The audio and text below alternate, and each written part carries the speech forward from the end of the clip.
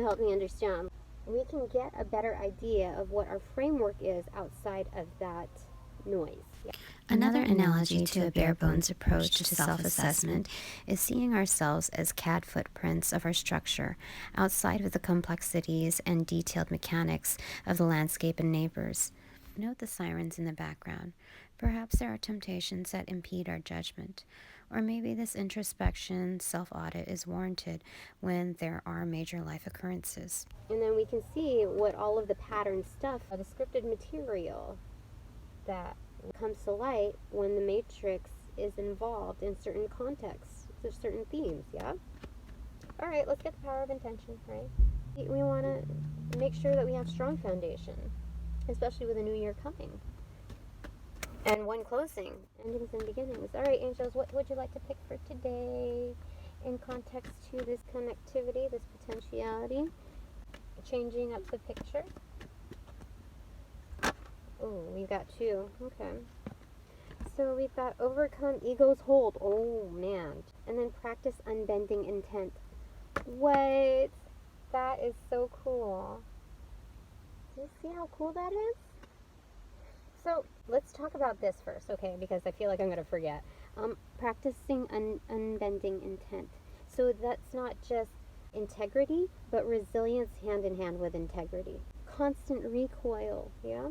So look, okay, look how this looks like almost like a coffin once the plate is on. But once you remove it, it has this like Pandora box type of effect where the clock starts ticking. That's the evil element of fear, that the clock is ticking constantly and that it somehow puts you at a lacking. You know, time is of the essence, but when you consider yourself within this constraint of, how do I say it? How do we say it, angels?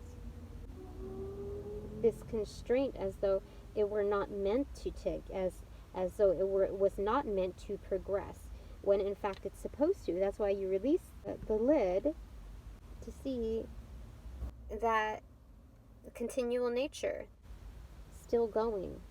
It takes a licking but keeps on ticking. Oh my gosh, that's like the coffin thing, right? Oh my goodness. Death cycles, yes. That the world must still continuing on. This like taboo idea of death and the lacking of time, can be a brief motivator, but I think it's meant to serve a purpose in its like brief element, but you're meant to surpass that. Life is movement, and therefore when you stay stuck in that coffin, you are literally in death. Rigor mortis, the spiritual atrophy. Mm-hmm. All right, so when you practice unbending intent, you match up with the intent of the all, creative, universal mind. So keep a solid picture of the task you want to accomplish in your mind and refuse to let that intention disappear. Very nice. Okay, so some of you might be struggling with your recoil, yeah? That you might be freaking exhausted from trying to be Tigger all the time, like bouncy and happy, and what people expect you to be, what they've summed you up to be, what they've typecasted you in your life to be, honestly. Yeah, people do that. Don't do that to yourself either. I'm partially speaking to myself on that. So, okay, unbending intent, yeah. And then here, overcome ego's hold. So the bird has left the building, basically. It's fancy. It's a fancy cage. It's a comfortable cage. It looks like the owner is, well off. It's getting out of that lax state of complacency, of comfort. It reminds me of the Fight Club, where the main character sees beyond the matrix, through the grime, the bare bones, its skeletons. He longs to free himself from the world he built based on fulfillment of transacting the American dream, the one that many happily succumb to, only coming to realize that living isn't about completion of a checklist or even the bucket list. It's not about making choices to avoid the struggle. It's meant to endure it head on, even if it makes you feel like you're going crazy. Because the first one who takes a stand to fight is the one that inspires others to see the otherwise in their lives. And everyone knows the first and second rule of Fight Club relates to more of being about it rather than preservation of secrecy. Through his authenticity, he finds and builds his own tribe. He creates his own happy ending, and it is explosive. Because we have this ultimate end goal, scripted idea of what retirement should look like and relaxing, but really it's only focusing on the luxury part of it, the physicality of it, rather than the peace of mind. Yes, we see so much illness now in our older days that doesn't allow for the physicality of contentment. So you need to find that sooner on the inner. Becoming uncaged. Uncaging yourself, even if it makes you feel unhinged. It's part of the process which challenges both the champion and the cheerleader in the making. This is the tough love of shadow work that requires you to inevitably step out of your Tigger moments to address your trigger challenges, thus arriving to better conclusions and solutions. Uncaging yourself, yeah? And that's you that makes that choice. Let go of your egos need to be right. When you're in the middle of an argument, ask yourself, do I want to be right or be happy? When you choose the joyous, loving, spiritual mode, your connection to intention is strengthened. Am I trying to be right about things? What is that telling me? Spirit tells me I do need to unhinge a little and stop holding grudges. While there's a fine line between forgiveness and ignorance, how do we approach an apology while either on the giver or recipient end? Experience tampers with our expectation to the air of entitlement or our defensiveness. Is it met with the intent to facilitate healing or enable more destruction? The truth is meant to deliver, which means to free someone or something from oppression or dissonance. This means the higher hand is to forgive regardless of how or if an apology is given. Legitimacy and power are within the act of forgiveness, not the act of judicial etiquette. While this sounds exhausting and borders on an endorsement of further misconduct, the endgame approach can still be fully supportive of boundaries and standards. This can only be clarified when the intent to heal overpowers the intent to protect. The derivative of this gesture is love within its openness to collect the whole picture, adapting our aperture based on our point of interest. Got cut off, okay? The video cutting off emphasizes how we have severed some family and or soul ties in order to maintain our own frequency. However, this is rationalized. Within the context, it is not legitimized in building bonds if resoluteness is pursued with permanent severance. At some point, we are meant to reconnect, to resolve. Choosing your battles. Because when you place firm intent on things, there's going to be some obstacles, which includes people that disagree with your ways, especially when you wake up from the dead. Or when they wake up from the dead. So that's something to keep in mind. Have compassion for the moment, for what everyone deserves for the moment. I might be talking to people or people who are dealing with others that feel the need to nitpick over things and gather to it's not to hash things out, because I know what it's like to be at a point of wanting to seek clarity and it becoming a battle.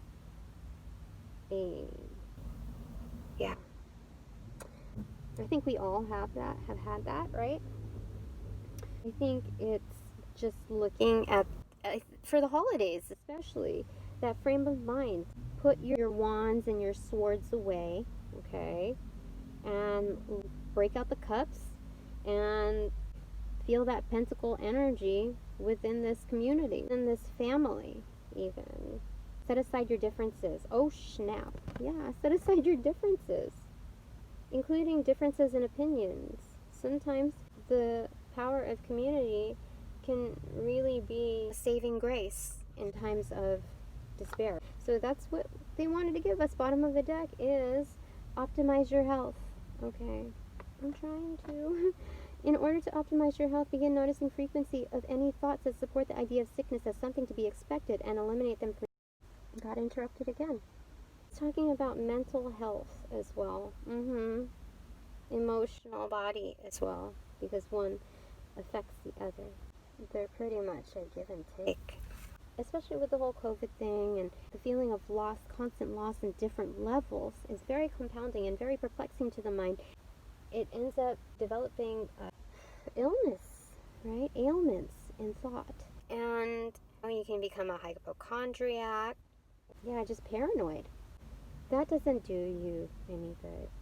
That's restrictive behavior as well. Fear-based mentality. And when we find that we have a common ground even of fear, when we build the community based on fear, this misery loves company, but in a more magnified, deep-rooted effect on your very being, cellular level, that it doesn't result well. In having to address instability or threats to our foundation, the human condition, as it stands, tends to fend for it. With already the discomfort felt, we lean towards the fight over resources rather than the solution for recovery or recoil. If we can use our willpower to magnify the common ground of freedom from the oppression of fear and its illusion of external source, then we are able to form congregations within celebratory spirit. Whatever is ventured out to do, right? So it's a matter of grounding and so hot right now. Okay. Yes, that restrictive quality. Fear. Oh, that's what I was saying. Okay. So that fear, okay, compounded within self and then gathered, magnified by the community, is very destructive in its element. It breeds hate in a way that when your root chakra is compromised, massively compromised, then the tendency is for society to repeat itself in a way of volatility and common ground, like a victim, like common enemy. That common enemy is actually a victim if you look at it in those terms, because that fear creates hate, creates wanting to eliminate that, get out of that and restabilize, even if it's through cheap shots or something even criminal minded. To optimize your health card, I feel like there's something else to it. Yes, especially with the media, when you stay plugged into this, then really not paying attention to this or this, that division, that divide must be conquered in some aspects, ratioed out at the very least, so that you can reground yourself and pay attention to your seed, your abundance. For those that are brave enough, I challenge you to comment below and share with us the time, your screen time, monitored this week, and then we can compare notes. I don't know if I am brave enough to do this up front, but if somehow you are, then for the first 5 to comment regarding this, I will give a free personal reading for it. Just give the topic of concern or interest, or even ask for a rough sketch, and we can fly with that. While I understand Spirit has put me to task for legacy-built foundations that do take time, I will honor readings even if it takes 5 years for someone to respond, because I'm cool like that. Spirit wants to give us a message, so I'm going to pull from a postcard that we haven't pulled from before. Okay, Spirit, let's do this.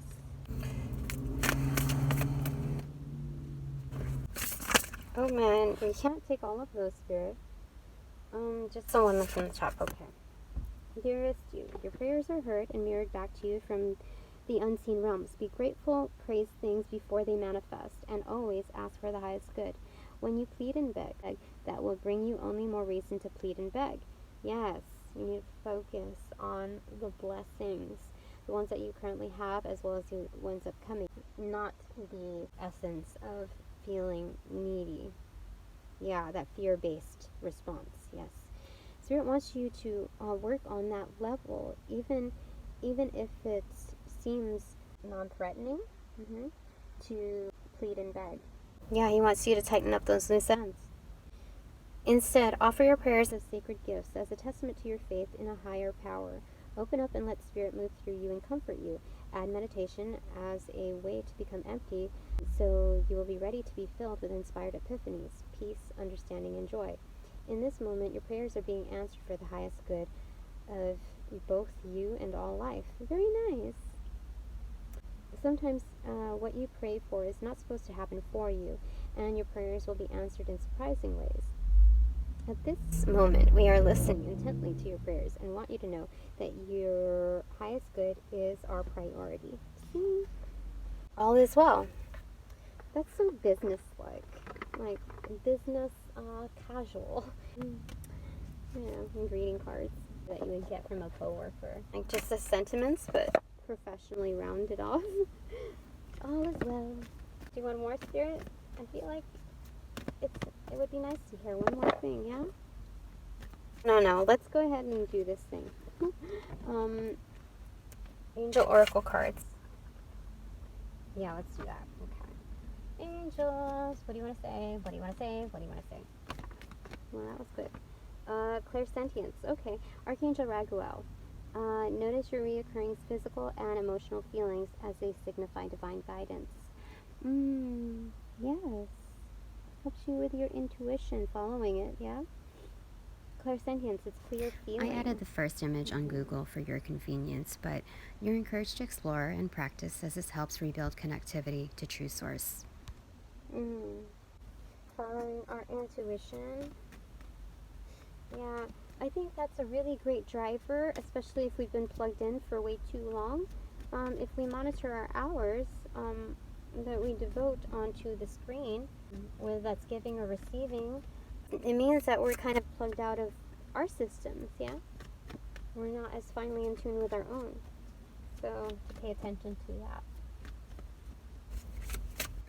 Okay. Anything else? Oh gosh, that was quite a lot. Gifts from God. Archangel Sandalphon. We angels bring you gifts from your Creator. Open your arms to receive. You might not be open for whatever reason. There might be a certain blockage that we need to really consider. Yes. To illuminate. Yeah. Okay, so like attracts like, right? So in order to receive good things, you need to feel in the higher vibing state to receive. You are bountiful, and you've exercised your blessing upon this earthly realm. And look at the colors. Magenta is the color of your higher heart chakra, magnified from the usual pink hue of unconditional love.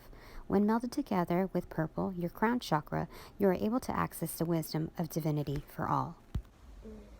Your heart is in the right place. You're golden.